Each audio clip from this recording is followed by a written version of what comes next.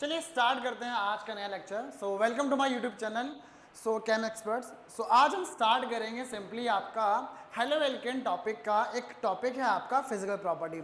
अब तक हम लोग हेलो एल्केन चैप्टर के अंदर chemical property, methods of preparation, सारे टॉपिक्स हम लोग आपका कवर कर चुके हैं, ठीक है। अब आज स्टार्ट करते हैं आपका फिजिकल प्रॉपर्टी, ठीक है। तो चलिए स्टार्ट करते हैं आपका। तो मेरा नाम है रोहित सर, ठीक है। चैप्टर क्या है? Halo alkane and hello arenes. Topic है आपका halo alkane and hello arenes की फिजिकल प्रॉपर्टीज। ध्यान रखना फिजिकल प्रॉपर्टीज है, ठीक है। चलिए अब फिजिकल प्रॉपर्टी में अगर सबसे पहले स्टार्ट किया जाए तो बात करते हैं कि फिजिकल प्रॉपर्टी होती क्या है या फिजिकल प्रॉपर्टी से कहने का मतलब क्या है। देखो सुनो यार, ऑर्गेनिक कंपाउंड के अंदर आप लोग ना अब तक केमिकल प्रॉपर्टी के बारे में बात कर चुकी हैं कि वो रिएक्शन कैसे करता है, दो एटम्स के बीच में बॉन्ड कैसे बनता है, बॉन्ड को तोड़ा कैसे जाता है, रिएक्शन कैसे होती है, रिएक्टेंट प्रोडक्ट में कन्वर्ट कैसे होता है। आप इन सभी चीज़ों की जानकारी आप ले चुके हो, ठीक है। लेकिन अगर आपसे कोई पूछे यार एक बात बताओ, आप लोग हेलो एल्केन पढ़ रहे हो या हेलो एरिन्स पढ़ रहे हो, मुझे एक बात बताओ, उस हेलो एल्केन कंपाउंड को आप पहचानोगे कैसे? मतलब अरे यार उसका अपीयरेंस क्या है, उसकी डेंसिटी क्या है, उसकी सॉल्युबिलिटी क्या है, उसका मास क्या है, आप कैसे बता पाओगे? सही बात है ना। तो आज हम आज के लेक्चर में इन्हीं सब चीजों को डिस्कस करने वाले हैं कि सर हेलो एल्केन की फिजिकल प्रॉपर्टीज क्या क्या होने वाली है। तो अगर मैं बात करूं फिजिकल प्रॉपर्टीज को लेके तो हम लोग कुछ टॉपिक्स को कवर करेंगे। सबसे पहली बात तो फिजिकल स्टेट भाई मैटर करता है। आप हेलो एल्केन चैप्टर पढ़ रहे हो, आप ऑर्गेनिक कंपाउंड को उठाते रहे हो, लेकिन ऑर्गेनिक कंपाउंड की स्टेट क्या है, सॉलिड है, लिक्विड है, गैस है, आपको कैसे पता? तो मैटर करेगा ना। फिर वो क्या है, वो कंपाउंड स्मेल करता है या नहीं करता? सही बात है, क्योंकि हम लोग आपका लेबोरेटरी के अंदर हम लोग कंपाउंड को स्मेल करके भी पहचानते हैं कि ये कंपाउंड ये है और ये वाला कंपाउंड इस तरीके से। बातें समझ आए कि नहीं? तो हम लोग क्या करेंगे, आज हम स्टार्ट करेंगे फिजिकल प्रॉपर्टी में। पहले बात करेंगे आपका क्या, फिजिकल स्टेट। क्लियर है, ठीक है। टॉपिक नंबर 2 जो है वो आपका होगा सॉल्युबिलिटी, कि ऑर्गेनिक कंपाउंड आपका वाटर में सॉल्युबल है या नहीं, ठीक है। देन टॉपिक नंबर 3 आपका डेंसिटी, कि हेलो एल्केन की डेंसिटी क्या होती है, डेंसिटी कैसे बढ़ती है, इंक्रीजिंग ऑर्डर, डिक्रीजिंग ऑर्डर, हमें हर चीज पता होनी चाहिए, ठीक है। देन उसके बाद टॉपिक नंबर 4 सबसे मेन और सबसे most important, that is your melting and boiling point, क्योंकि आपका मेल्टिंग और बॉइलिंग पॉइंट पे बेस आपका क्वेश्चन आता ही आता है। आप लोगों से डायरेक्ट क्वेश्चन पुटअप किया रहेगा और बोलेगा कि एक काम करो, आपको 3 कंपाउंड दिए गए हैं और तीनों कंपाउंड को इंक्रीजिंग और डिक्रीजिंग ऑर्डर में अरेंज करके दिखाइए on the basis of melting point और बॉइलिंग पॉइंट। क्लियर हुआ कि नहीं हुआ? तो मेल्टिंग पॉइंट और बॉइलिंग पॉइंट भी आपका ये है टॉपिक नंबर 4।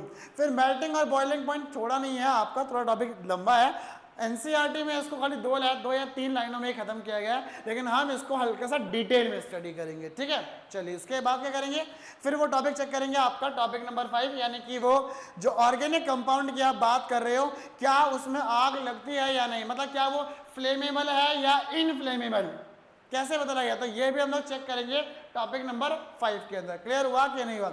इस तरीके से हमारी, फिर इसके बाद आएगा आपका डाइपोल मोमेंट। ध्यान रखना डाइपोल मोमेंट ये आएगा। उसके बाद चेक करेंगे आपका पोलैरिटी, कि भाई जो आपका ऑर्गेनिक कंपाउंड है यानी कि जो आपका हेलो एल्केन है या जो आपकी हेलो एरिन्स है, क्या वो उसका जो बीच में जो बॉन्ड बन रहा है हेलोजन और कार्बन के बीच का जो बॉन्ड है वो पोलर बॉन्ड है या नॉन पोलर बॉन्ड है? अगर पोलर बॉन्ड है तो उसकी डाइपोल मोमेंट क्या होगी?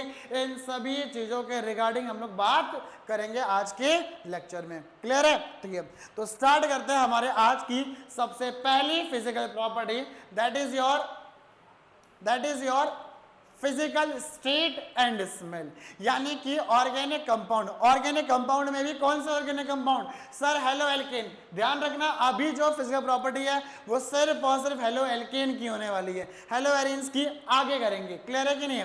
तो हेलो एल्केन। अब सर सबसे पहला सवाल, एक बात बताओ, हेलो एल्केन टेस्ट आपका स्मेल में कैसे है? क्या उसमें स्मेल आती है या स्मेल नहीं आती? तो क्या बोल रहा है? पॉइंट नंबर 1 बोल रहा है haloalkanes are generally colourless. सबसे पहली बात तो कलर। ध्यान रखना कि आपका हेलो एल्केन्स चाहे कोई भी हो, चाहे वो क्लोरीन वाला हो, ब्रोमीन वाला हो, आयोडीन वाला हो या फिर आपका फ्लोरीन वाला हो, मोस्टली मोस्टली बोला है मैंने, सारे नहीं बोला, मोस्टली। मोस्टली हेलो एल्केन्स आपके कलरलेस होते हैं। तो क्या बोल रहा है, haloalkanes are generally colourless, but कब कलरलेस कब होंगे, जब वो प्योर स्टेट में होंगे, ध्यान रखना। And have a sweet smell, हालांकि ध्यान रखना जितने भी हेलो एल्केन्स है अगर वो अपनी प्योर स्टेट में है तो प्योर स्टेट में हमेशा कैसे होंगे, कलरलेस होंगे। एंड पॉइंट नंबर 2 क्या होंगे आपके, वो सारे आपके होंगे स्वीट स्मेल, यानी कि आप उनको स्मेल करके पहचान सकते हो अगर हेलो एल्केन किस में है, अपनी प्योर स्टेट में। क्लियर है कि नहीं, ठीक है। पॉइंट नंबर 2 क्या बोल रहा है, bromides and iodides develop colour on exposure to light. हालांकि मैंने आपको अभी कहा था कि सारे नहीं, कुछ, यानी कि मोस्टली हेलो एल्केन्स क्या होते हैं, कलरलेस होते हैं। लेकिन अगर मैं बात करूं उनमें से भी अगर हल्का सा स्पेसिफाई करना चाहूं तो ध्यान रखना ब्रोमीन और आयोडाइड, यानी कि ब्रोमाइड और आयोडाइड दो ऐसे हेलोजन हैं जो अगर यूवी लाइट की प्रेजेंस में रखे जाएं तो यूवी की प्रेजेंस में वो कलर शो करेंगे। क्लियर हुआ कि नहीं हुआ, तो वही बोल रहा है bromides and iodides develop colour on exposure to light. Clear है कि नहीं है।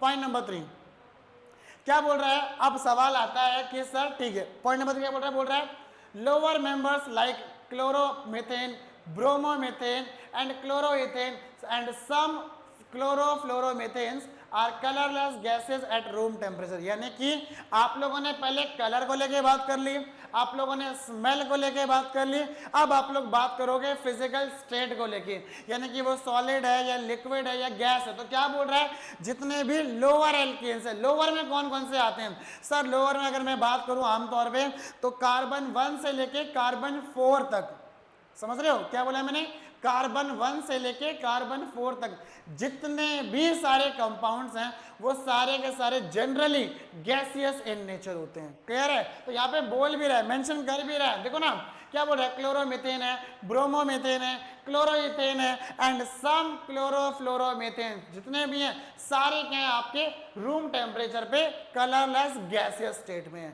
ठीक है, लेकिन अगर मैं बात करूं C5 से C17 के बीच में, कार्बन नंबर 5 से लेके कार्बन नंबर 17 के बीच में जितने भी कंपाउंड्स हैं वो सारे ऑलमोस्ट सारे आपके लिक्विड स्टेट में रहेंगे। लेकिन जितने भी C17 के बाद है, यानी कि C18 के बाद, C18 से लेके C इनफाइनाइट तक जितने भी नंबर ऑफ कार्बन्स होंगे वो सारे के सारे आपके क्या होंगे, वो सारे के सारे आपके सॉलिड स्टेट में पाए जाएंगे। क्लियर है कि नहीं। तो हम लोगों ने यहां से क्या पढ़ा, हम लोगों ने पढ़ा कि अगर हेलो एल्केन अगर अपने प्योर स्टेट में है तो एक तो वो रहेगा कलरलेस, दूसरा क्या रहेगा स्वीट स्मेल। अगर मैं बात करूं कलर के अकॉर्डिंग भी बात करूं तो जितने भी ब्रोमाइड्स और आयोडाइड्स हैं ध्यान रखना वो यूवी की प्रेजेंस में कलर को शो करेंगे। ठीक है, उसके बाद क्या पढ़ा हम लोगों ने पढ़ा जितने भी लोअर हेलो एल्केन्स है यानी कार्बन 1 से लेकर कार्बन 4 के बीच में सारे क्या है गैसियस स्टेट में, लेकिन वहीं पे कार्बन 5 से लेकर कार्बन 17 के बीच में जितने भी हैं वो सारे क्या है आपके लिक्विड स्टेट में, और 17 के बाद जितने भी हैं हायर नंबर वो सारे के सारे क्या है आपके सॉलिड स्टेट में। क्लियर है कि नहीं। ये था आपका फिजिकल स्टेट का पहला टॉपिक। ठीक है, फिजिकल स्टेट एंड आपका स्मेल वाला। अब आपका बात करते हैं टॉपिक नंबर 2 यानी कि सॉल्युबिलिटी। सबसे पहली बात तो सर सॉल्युबिलिटी क्या होती है, मेन सवाल तो ये क्या होती है आपकी सॉल्युबिलिटी। देखो सुनो, सॉल्युबिलिटी का मतलब होता है कि सर कोई भी कंपाउंड पानी में कितना अच्छे से डिसॉल्व हो सकता है। यानी कि अगर मैंने एक ऑर्गेनिक कंपाउंड लिया, अगर मैंने कोई हेलो एल्केन लिया और उसको मैंने अगर पानी में डाल दिया तो मैक्सिमम कितना वो उस पानी के पर्टिकुलर पानी के अमाउंट में कितना डिसॉल्व हो सकता है वही कहलाएगी उसकी सॉल्युबिलिटी। ये चीज आप लोग अपने सॉल्यूशन चैप्टर के अंदर ऑलरेडी पढ़ चुके हो, सॉल्युबिलिटी क्या होती है, तो यहाँ पर डिटेल में नहीं जाने वाले। लेकिन हाँ, तो हम लोग यहाँ पे क्या देखेंगे, हम लोग देखेंगे कि मैं एक हेलो एल्केन को लूंगा और उस क्या करूंगा, उस हेलो एल्केन को पानी के अंदर डिसॉल्व करने की कोशिश करूंगा और चेक करूंगा क्या वो पानी के अंदर डिसॉल्व होगा या नहीं होगा। तो देखते हैं क्या बोलता है, ये बोलते हैं haloalkanes are polar compound. सबसे पहली बात तो हम सब जानते हैं कार्बन और हेलोजन में इलेक्ट्रोनेगेटिविटी डिफरेंस होता है, जिसमें हेलोजन ज्यादा इलेक्ट्रोनेगेटिव है तो कार्बन आपका कम इलेक्ट्रोनेगेटिव एलिमेंट है। इसका मतलब है जो हेलोजन है वो कार्बन से इलेक्ट्रॉन्स को खींच लेगा, क्या करेगा, जो हैलोजन है वो कार्बन से इलेक्ट्रॉन्स को खींच लेगा। जब कार्बन से इलेक्ट्रॉन्स को खींच लेगा तो हैलोजन पे चार्ज क्या आएगा, नेगेटिव, लेकिन कार्बन पे चार्ज क्या आएगा, पॉजिटिव। शायद इसकी इसी वजह से कार्बन और हैलोजन के बीच का जो बॉन्ड होगा वो कैसा होगा, पोलर बॉन्ड। क्या होगा, पोलर बॉन्ड। अच्छा एक बात और है, यहां पर मैंने बोला आपको इलेक्ट्रोनेगेटिविटी का डिफरेंस होगा, लेकिन इसका मतलब ये नहीं कि हैलोजन कार्बन से प्रॉपर बॉन्ड तोड़ के अलग हो जाएगा। देखो अगर अलग होगा तो सीधी सी बात है, बॉन्ड के टूटने का मतलब है वो जो स्पीशीज है वो हो जाएगी आपका अनस्टेबल। तो इसलिए ध्यान रखना, हैलोजन क्या करेगा, कार्बन से इलेक्ट्रॉन खींचने की कोशिश तो करेगा और इलेक्ट्रॉन खींच भी लेगा, लेकिन कंप्लीटली इलेक्ट्रॉन्स का ट्रांसफर नहीं होगा। इलेक्ट्रॉन क्लाउड पार्शियली हैलोजन की तरफ शिफ्ट हो जाएगा, जिस वजह से क्या होगा, पार्शियली नेगेटिव चार्ज आएगा हैलोजन के ऊपर और पार्शियली पॉजिटिव चार्ज आएगा आपके कार्बन के ऊपर। क्लियर हुआ कि नहीं हुआ? इसीलिए क्या है, haloalkanes are polar compounds. But अब सुनना, हम लोगों ने आपका सॉल्यूशन चैप्टर में देखा था पोलर कंपाउंड्स इजीली पानी में डिसॉल्व हो जाते हैं, पढ़ा था ना? जी हाँ। लेकिन सुनना क्या बोल रहा है, यहाँ पे ट्विस्ट वाली बात है। यहाँ बोलना चाह रहा है कि haloalkanes are polar compounds but very slightly soluble in water. ध्यान रखना, पोलर तो है, कार्बन हैलोजन के बीच का बॉन्ड पोलर तो है, लेकिन वो आपका क्या है, पानी में अगर उसको डिसॉल्व करने की कोशिश करोगे तो पानी में वो सॉल्युबल नहीं है। समझ गए, सॉल्युबल नहीं है। ठीक है, अच्छा अब पानी में सॉल्युबल क्यों नहीं है सर? अगर देखो ना, अगर कार्बन हाइड्रोजन के बीच का अगर बॉन्ड पोलर बॉन्ड है तो इस हिसाब से तो पानी में उसको डिसॉल्व हो जाना चाहिए, क्योंकि पानी भी पोलर है और हेलो एल्केन भी आपका पोलर है। तो इस हिसाब से हम लोगों ने पढ़ा हुआ है लाइक डिसॉल्व्स लाइक, यानी polar dissolves in polar solvent. तो हेलो एल्केन को वाटर में डिसॉल्व होना चाहिए, लेकिन नहीं होता। क्यों नहीं होता, सुनना ध्यान से। बोल रहा है energy is required to break hydrogen bonds between water molecules. ध्यान रखना, अगर आपको देखो सीधी सी बात है, अगर हेलो एल्केन को अगर पानी में डिसॉल्व होना है तो डिसॉल्व होने के लिए उसको वाटर के बीच का जो H2O का H और O के बीच का जो बॉन्ड है उसको सबसे पहले उस बॉन्ड को तोड़ना पड़ेगा, और उस बॉन्ड को तोड़ने के लिए वाटर डिमांड करता है हेलो एल्केन से कि तू भाई मुझे पहले उतनी एनर्जी प्रोवाइड करा ताकि मैं बॉन्ड में टूट जाऊं, ताकि मैं भी चार्जेस में सेपरेट हो जाऊं, ताकि तब जाकर मैं डिसॉल्व हूं। लेकिन क्या बोल रहा है, लेकिन बोल रहा है haloalkanes cannot form hydrogen bond. पहली बात तो बोलना चाह रहा है कि हेलो एल्केन्स के पास इतनी एनर्जी नहीं होती कि वो वाटर के मॉलिक्यूल्स के बीच का जो बॉन्ड है वो तोड़ सके, पहली बात तो। और दूसरी बात, अगर मान के चलो एक बार के लिए उसने बॉन्ड तोड़ भी दिया, बॉन्ड तोड़ भी दिया तो भी सॉल्युबल नहीं है। सर क्यों, अब क्या हो गया, अब सॉल्युबल क्यों नहीं है? वो अब सॉल्युबल इसीलिए नहीं है क्योंकि पानी में केवल वही कंपाउंड सॉल्युबल होते हैं जो वाटर के साथ में हाइड्रोजन बॉन्ड बनाते हैं। क्या बोला मैंने?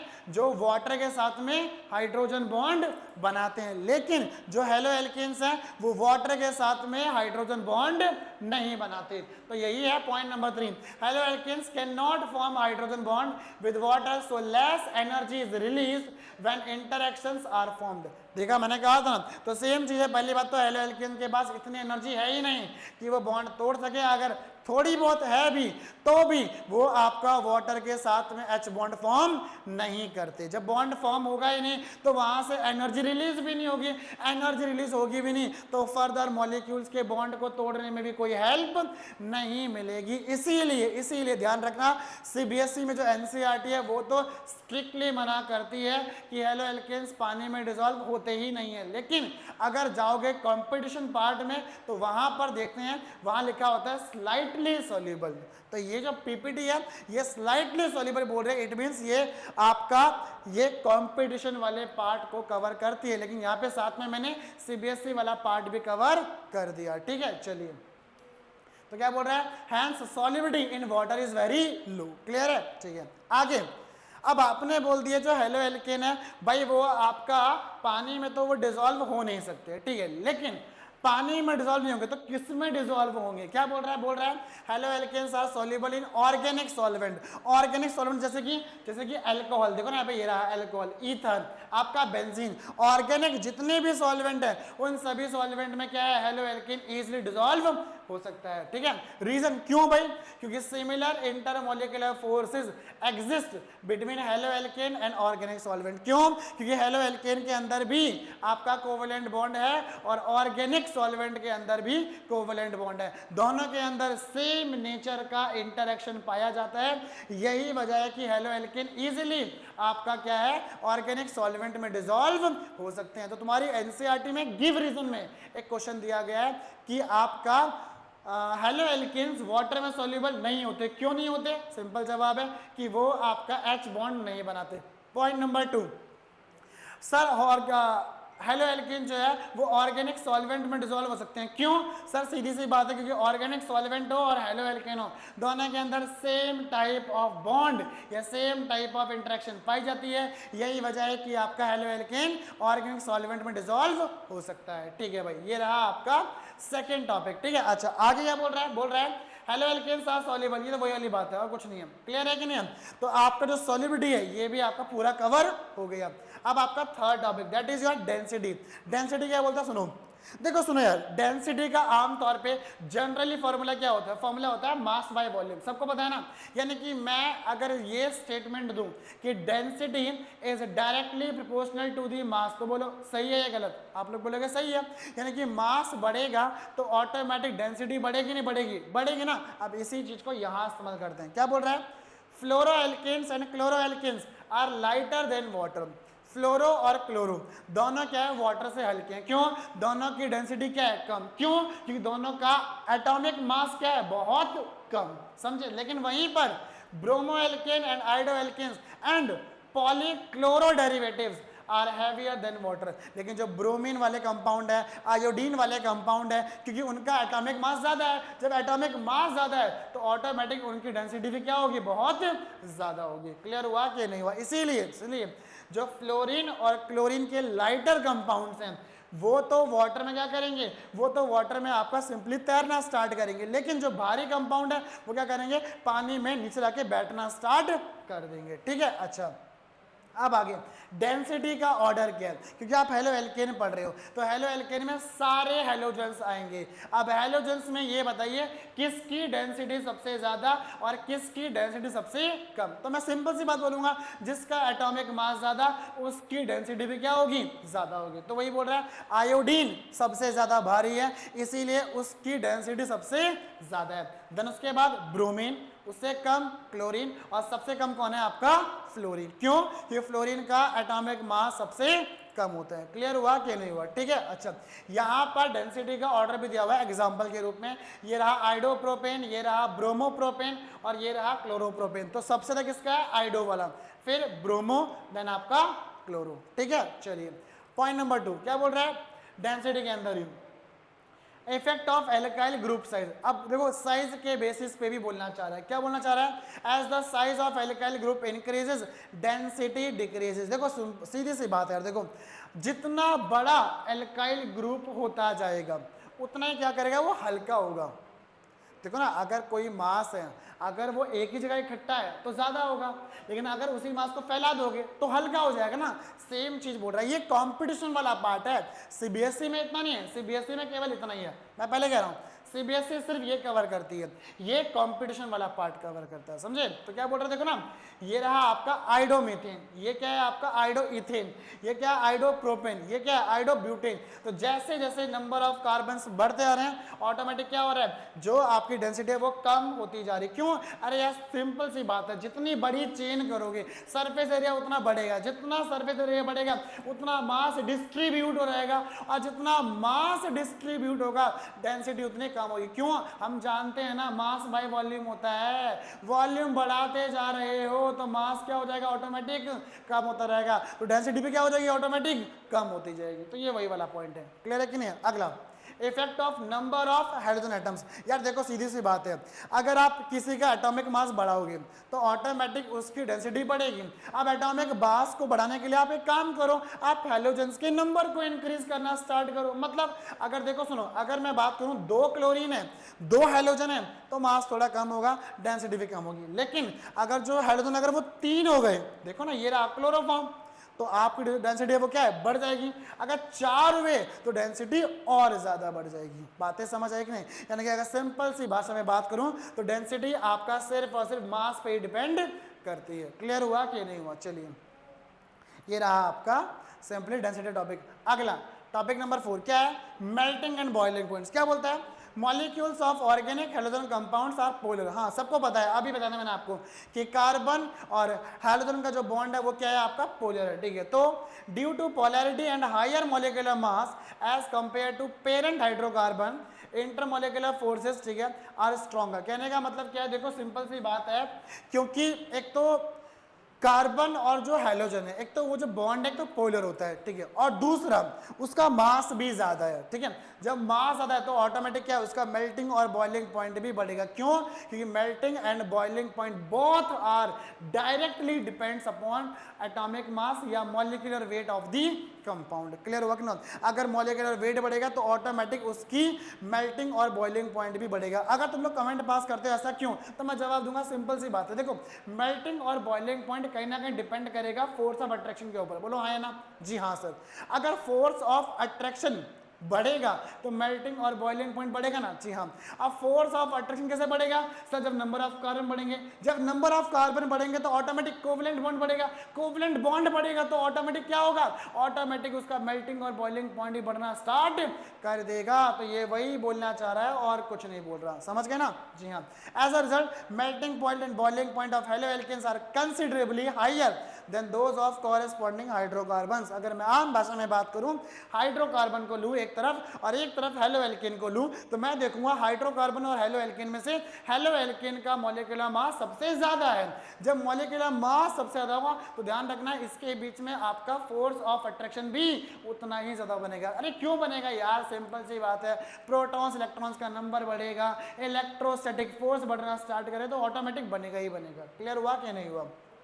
तो ये तो कंपैरिजन था कि एक हाइड्रोकार्बन क्लास 11 और हेलोएल्केन क्लास 12, अगर इन दोनों के बीच में अगर मुझे कंपेयर करना हो तो बोलूंगा हेलोएल्केन का मेल्टिंग बॉइलिंग पॉइंट ज्यादा होता है। क्यों? क्योंकि उसका मॉलिक्यूलर मास ज्यादा होता है, जिसकी वजह से क्या है, उनके बीच में इंटर मॉलिक्यूलर इंटरेक्शन भी बढ़ जाएगी। क्लियर है? जी हाँ, ठीक है, ये बोल भी रहे हैं। अब बॉइलिंग पॉइंट का ट्रेंड क्या है सुनना, सबसे ज्यादा बॉइलिंग पॉइंट किसका? आयोडीन का, then bromine, then chlorine, then fluorine. ऐसा क्यों? सेम कॉन्सेप्ट, आयोडीन का मास सबसे ज्यादा है और फ्लोरीन का मास सबसे कम है। तो बोल भी रहे हैं reason, with increase in size and atomic mass of the halogen the magnitude of van der Waals forces increases and consequently the boiling point increases। Clear हुआ कि नहीं हुआ? क्लियर है? कोई दिक्कत तो नहीं है? पक्का? चलिए, तो दिखा रहा है boiling point of organic compound. ठीक है, अच्छा, उसके बाद ये रहा आपका क्विक समरी, जो भी आप लोगों ने पढ़ा है वो यहाँ पे शॉर्ट फॉर्म में दिया गया है। स्मेल को लेके स्वीट स्मेल है, सॉल्युबल देखा जाए तो सॉल्युबल नहीं होते हैं। अगर बात करें डेंसिटी, वो साइज पर डिपेंड करती है आपका हेलोजन के, साथ साथ मास पे भी डिपेंड करती है, साथ साथ नंबर ऑफ हेलोजन पे भी डिपेंड करती है। तो वही बोल रहा है लास्ट में बॉइलिंग पॉइंट का ऑर्डर क्या है, आयोडीन का सबसे ज्यादा होता है और फ्लोरीन का सबसे कम होता है। क्लियर हुआ कि नहीं हुआ? लास्ट में कलर को लेके बात की जाए तो यहाँ पे कलर बोल रहा है कि जो आपका Cl है, जो क्लोरीन वाला है आमतौर पे कलरलेस होता है, ठीक है, अच्छा, लेकिन जो ब्रोमीन वाला है वो पेल येलो है और जो आयोडीन वाला है वो डार्क ब्राउन है। क्लियर हुआ कि नहीं हुआ? इस तरीके से आपको मैंने कलर भी मेंशन कर दी। मैंने कहा था ना, वो आपका देखो प्योर स्टेट में तो सिंपली कलरलेस है, लेकिन जब कंपाउंड बन जाएगा उसके बाद तो कुछ ना कुछ कलर शो करेगा ना। तो ये वही दिखा रहा है कि chlorine compound colourless, bromine compound yellow, pale yellow, और जो आयोडीन कंपाउंड है वो क्या आपका ब्राउन कलर है। कोई दिक्कत तो नहीं है? जी हाँ, ठीक है, आगे।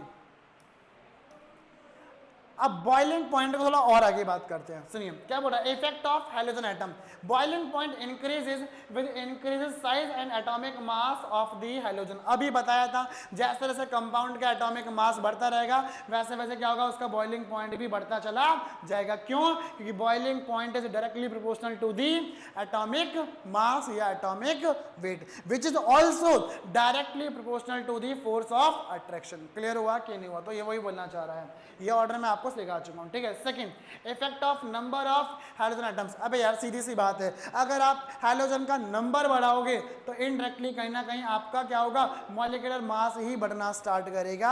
यही वजह है कि क्या होगा, बॉइलिंग पॉइंट भी बढ़ना स्टार्ट कर देगा। तो ये रहा आपका boiling point increases as the number of hydrogen atom increases. Clear हुआ कि नहीं हुआ? पहले उसने अलग अलग हाइड्रोजन्स दिए और बोला ये बताओ कि आपका किसका बॉइलिंग पॉइंट ज्यादा, तो आपने बोला जिसका मास ज्यादा होगा। फिर क्या करेगा, 3 कंपाउंड देगा, तीनों में सेम होंगे हाइड्रोजन, लेकिन फर्क है तीनों में हाइड्रोजन का नंबर अलग अलग होगा, एक में 1, एक में 2 और एक में 3। तो 3 वाले का बॉइलिंग पॉइंट सबसे ज्यादा होगा। क्लियर हुआ कि नहीं हुआ? तो वही बोल देखो ना, ये रहा जो 1 वाला उसका 249 है, 2 वाले का 313 है, 3 वाले का आपका 334 है और 4 वाले का 350 सबसे ज्यादा है। क्लियर हुआ कि नहीं हुआ?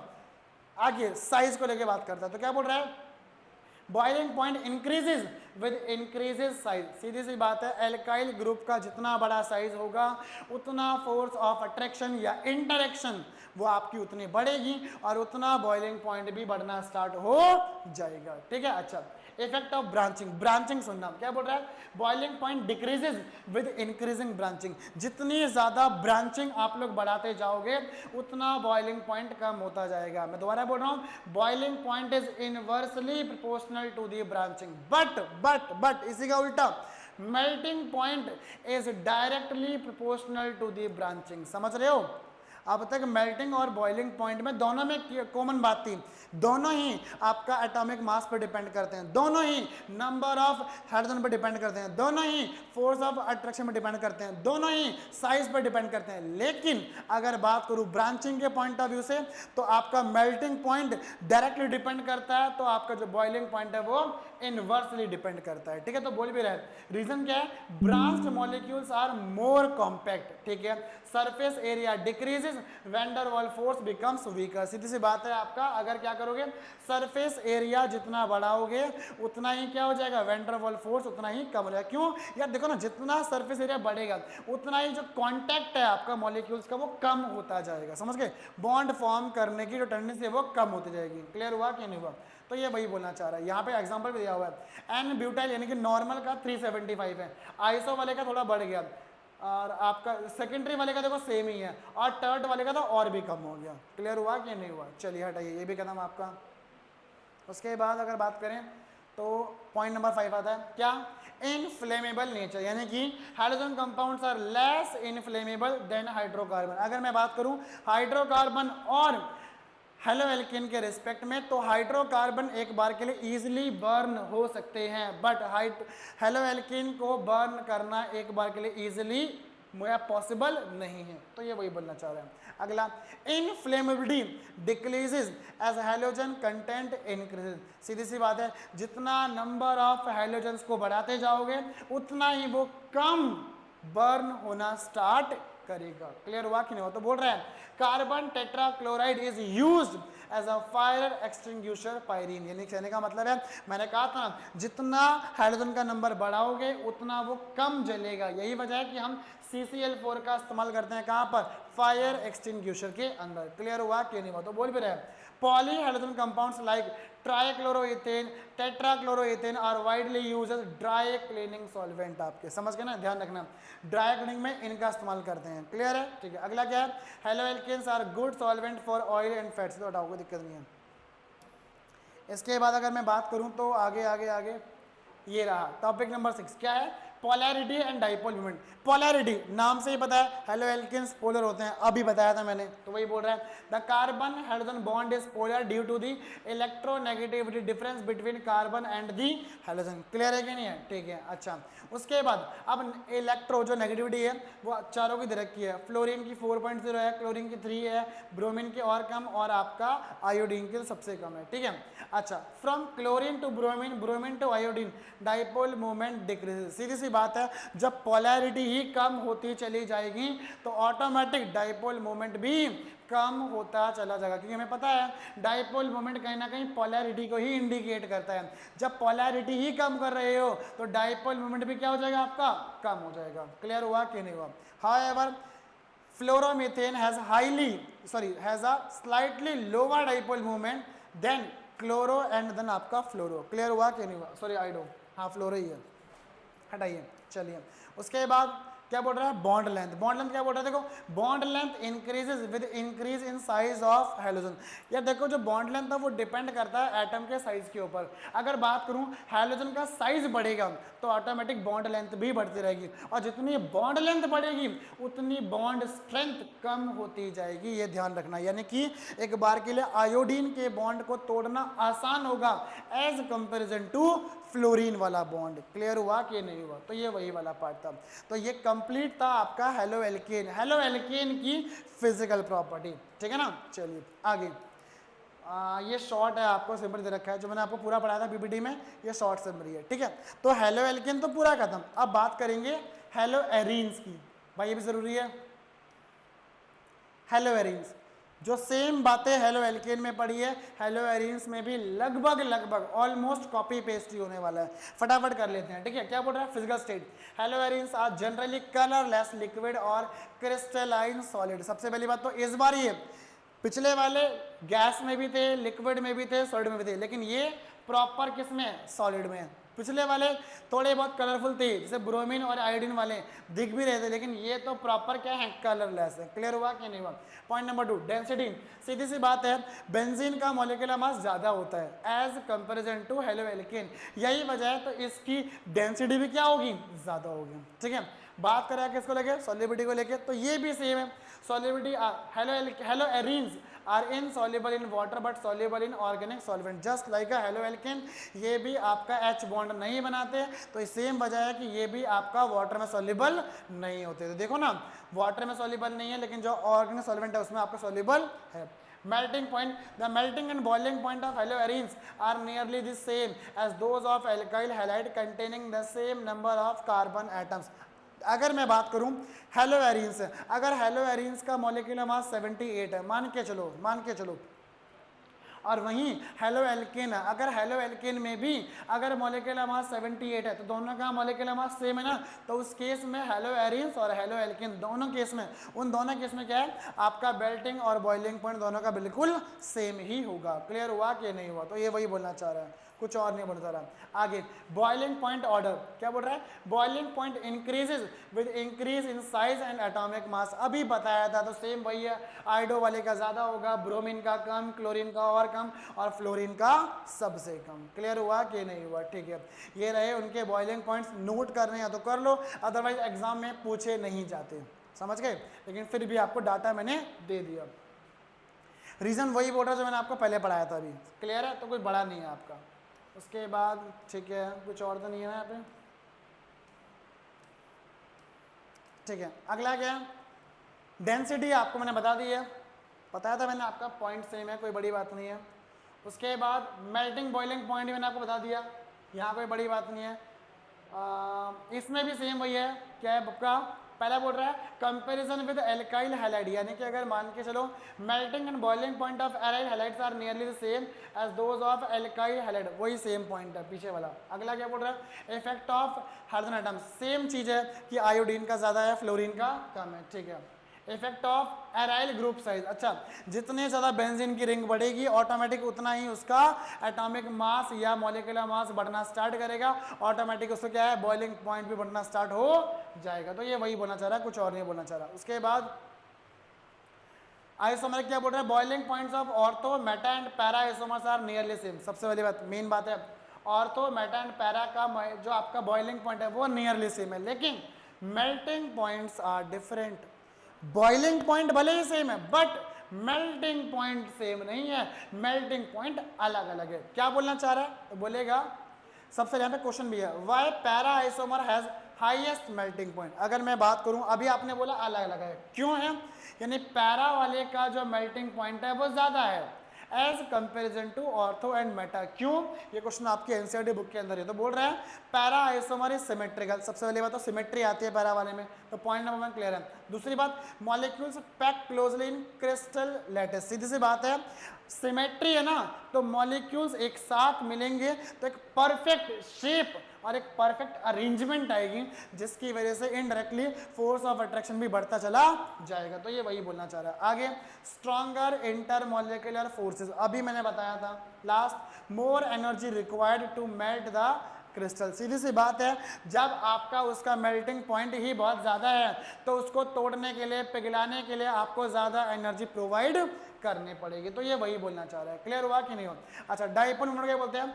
हेलोएरिन्स वर्सेस एल्काइल हैलाइड। तो fluorobenzene, chlorobenzene, bromobenzene have lower dipole moment than corresponding methyl halides. ध्यान रखना, हेलोएरिन्स का dipole moment as comparison to haloalkane कम होता है। सवाल है ऐसा क्यों? ये क्वेश्चन तुम्हारी एनसीईआरटी बुक में पूछा भी गया है। तो जवाब क्या दोगे? जवाब ये दोगे, सर होता क्या है, होता कुछ ऐसा है कि देखो ना, अगर मैं बात करूं हेलोएरिन्स के रिस्पेक्ट में, तो कार्बन जो हेलोएरिन में जो कार्बन है वो कार्बन sp2 हाइब्रिडाइज्ड है ना। फ्लोरीन अगर मान लो हैलोजन अगर इलेक्ट्रोनेगेटिव है तो ये sp2 हाइब्रिडाइज्ड कार्बन भी इलेक्ट्रोनेगेटिव है, क्योंकि इसके अंदर भी परसेंटेज ऑफ s करेक्टर कम से कम ज्यादा है एज कंपैरिजन टू हेलोएल्केन। तो यही वजह है, ये भी इलेक्ट्रॉन्स को खींचना स्टार्ट करेगा। अब तुम खुद सोचो, जो sp2 वाला कार्बन है अगर वो कार्बन भी इलेक्ट्रॉन्स को खींचे और जो हैलोजन है वो भी इलेक्ट्रॉन्स को खींचे, तो जो हैलोजन है वो खींचेगा अपनी दिशा में, जो कार्बन है sp2 वाला वो खींचेगा अपनी दिशा में। जो दोनों दिशा है वो क्या है? बिल्कुल अपोजिट है। यही वजह है कि दोनों क्या है, एक दूसरे को कैंसल आउट करने की कोशिश करेंगे, लेकिन हैलोजन की पोलैरिटी या हैलोजन की इलेक्ट्रोनेगेटिविटी ज्यादा है और sp2 वाले की एज कंपैरिजन टू हैलोजन थोड़ी कम है, इसीलिए खींचेगा तो वो भी, तो कैंसल तो नहीं कर पाएगा, लेकिन हाँ थोड़ा उसका जो डाइपोल मोमेंट है वो क्या है, थोड़ा कम कर देगा। बट अगर बात करें हेलोएल्केन वाले रिस्पेक्ट में, तो हेलोएल्केन में सिर्फ हैलोजन है और जो कार्बन है वो sp3 हाइब्रिडाइज्ड है, उस पे परसेंटेज ऑफ s करेक्टर भी क्या है, बहुत कम है। यही वजह है कि वो आपका खींच ही नहीं पाएगा, बल्कि वो तो इलेक्ट्रॉन्स को दे देगा। यही वजह क्या करेगा, जो हैलोजन है वो इलेक्ट्रॉन्स को खींच लेगा और उसकी पोलैरिटी भी क्या हो जाएगी, बढ़ जाएगी। बातें समझ आएगी? तो ये वही वाला पॉइंट था। क्लियर है कि नहीं है? आगे ये कुछ दे रखे हैं आपके डाइपोल मोमेंट दे रखे हैं। आपका डाइपोल मोमेंट भी डिपेंड करता है, अगर मान के चलो ये तो नॉर्मल वाला था जहां पर सिंगल ही हैलोजन थे, अगर दो दो अगर हुए हैलोजन तब क्या होगा? तो देखो ना, जो पैरा वाला सिमेट्री है तो उस केस में डाइपोल मोमेंट कैंसिल हो जाएगा, ये फ्लोरीन खींचेगा ऊपर और ये वाला खींचेगा नीचे, कैंसिल आउट करेगा तो इसका डाइपोल मोमेंट कम हो जाएगा। लेकिन अगर बात करें यहाँ पर ऑर्थो वाले में, तो देखो यहाँ पर क्या है, ये वाला इधर खींचेगा, ये वाला इधर खींचेगा, दोनों के बीच में एंगल क्या है, 60 डिग्री का।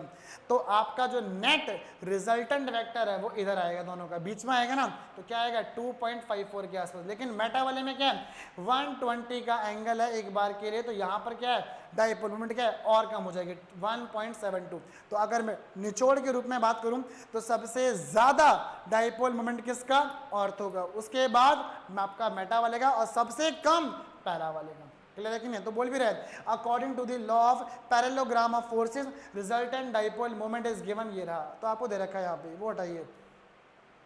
फिर बात करते हैं नेचर ऑफ बॉन्ड को लेकर, तो उसके लिए मैंने बनाए हुए अलग से, ये रहा ना नेचर ऑफ बॉन्ड, ये लास्ट टॉपिक है। फिजिकल प्रॉपर्टी के जस्ट बाद का टॉपिक है, टॉपिक छोटा है तो फटाफट यहीं पे कवर कर लेते हैं, है ना।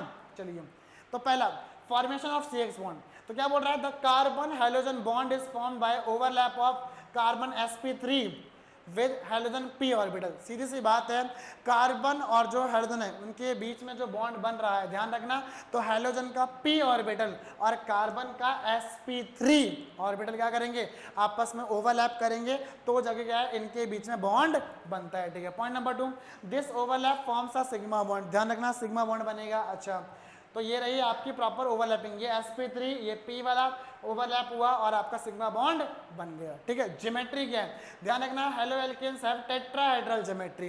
हेलोएल्केन्स क्या है, जनरली sp3 होते हैं आपका हाइब्रिडाइज। तो वही बोल रहे हैं HCX बॉन्ड एंगल आपको दे रखा है कितना, 109 डिग्री का, क्योंकि हमें पता है टेट्राहेड्रल है तो उसका बॉन्ड एंगल इतना ही होता है। ठीक है, point number 3, effect of halogen size, क्या बोलना चाह रहा है इसके अंदर, as we move down the hydrogen group atomic size. अच्छा, सीधी सी बात है, अगर आप ग्रुप में जितना नीचे की तरफ जाओगे उतना एटम का साइज बढ़ता रहेगा, जितना साइज बढ़ेगा बॉन्ड लेंथ बढ़ेगी, बॉन्ड लेंथ बढ़ेगी तो उतना ही वो बॉन्ड वीक हो जाएगा, उतनी ही उसकी बॉन्ड स्ट्रेंथ क्या हो जाएगी, कम हो जाएगी। तो यहाँ पर ये वही बोलना चाह रहे, देखो ना, एटॉमिक साइज पहले 71 था फ्लोरीन का, क्लोरीन का 99 है, ब्रोमीन का 114 है और आयोडीन का 133 है। यही वजह है, इनकी बॉन्ड लेंथ देखो ना, 139, 178, 193, 214 बढ़ रही है। तो देखो ना यहाँ पे क्या है, बॉन्ड डिस्टोर्शन एंथैल्पी क्या हो जाएगी, वो घट जाएगी क्योंकि बॉन्ड वीक हो गया। तो यहाँ पर है 485, यहाँ 339, यहाँ 285 और सबसे कम किसकी है 213 की। बात समझ आएगी नहीं। ये रहा बॉन्ड लेंथ का ऑर्डर, सबसे बड़ा बॉन्ड आयोडीन वाला, सबसे छोटा बॉन्ड फ्लोरीन वाला। क्लियर है। तो ये आपके बॉन्ड के नेचर को लेके बात की जा रही है। पहले हम लोगों ने बात करी फॉर्मेशन को लेके, फिर बात करी ज्योमेट्री को लेके, और अब बात कर रहे हैं बॉन्ड लेंथ को लेके। समझ गए ना। चलिए, बॉन्ड लेंथ ये रही, लेकिन इसका अपोजिट बॉन्ड स्ट्रेंथ है। फ्लोरीन की बॉन्ड लेंथ सबसे छोटी है, लेकिन उसकी स्ट्रेंथ बहुत ज्यादा है। तो ऑर्डर ध्यान रखना काम की चीज है, एग्जाम में पूछा जाता है। क्लियर हुआ कि नहीं हुआ। चलिए, बॉन्ड लेंथ भी डिस्कस कर लिया। आगे पोलैरिटी पढ़ चुके हैं यार। हेलोजन इलेक्ट्रोनेगेटिव होता है, इलेक्ट्रॉन्स खींच लेता है तो ज्यादा पोलर होता है। पता है हम लोगों को कार्बन और हाइड्रोजन के बीच का जो बॉन्ड है वो क्या है, पोलर होता है। ये भी पढ़ लिया। हटाओ आगे अगला, इफेक्ट ऑफ इलेक्ट्रोनेगेटिविटी क्या बोल रहा है, polarity of CH bond depends on the electronegativity of the hydrogen. अरे सीधी सी बात है, सबसे बड़ा जो चोर होगा, सबसे ज्यादा जिसकी इलेक्ट्रोनेगेटिविटी होगी, वो उतना ही ज्यादा क्या होगा, पोलर होगा। तो फ्लोरीन सबसे ज्यादा इलेक्ट्रोनेगेटिव है, यही वजह है क्या, सबसे ज्यादा पोलर कंपाउंड फ्लोरीन वाले होंगे, लेकिन आयोडीन वाले थोड़े कम पोलर होंगे। तो ये वही बोलना चाह रहे हैं। क्लियर है कि नहीं है। तो बस यही था आपका। ये कुछ यूज दे रखे हैं कि कहाँ कहाँ यूज होता है। हेलो एल्केन्स है वो कहाँ होते हैं, आपका डिओड्रेंट में यूज होते हैं, कहाँ पे होते हैं, आपका रेफ्रिजरेटर में होते हैं, कहाँ होते हैं आपका ये सॉल्वेंट में होगा, क्लोरोफॉर्म वगैरह। और ये तो मैंने देख लिया, फायर एक्सटिंग्विशर के अंदर भी इसका इस्तेमाल किया जाता है। क्लियर है। चलिए, तो भाई यही था हमारा आज का लेक्चर। तो आज के लेक्चर में हम लोगों ने कंप्लीट फिजिकल प्रॉपर्टीज आपकी खत्म कर ली। ठीक है। तो आई होप आप लोगों को लेक्चर पसंद आया होगा। अगर आपको लेक्चर पसंद आया तो चैनल को सब्सक्राइब कीजिए, लाइक कीजिए और ज़रूर इस वीडियो को ज़्यादा प्रॉपर क्या है शेयर कीजिए। ठीक है। तो मिलते हैं आप लोगों से अगली क्लास में।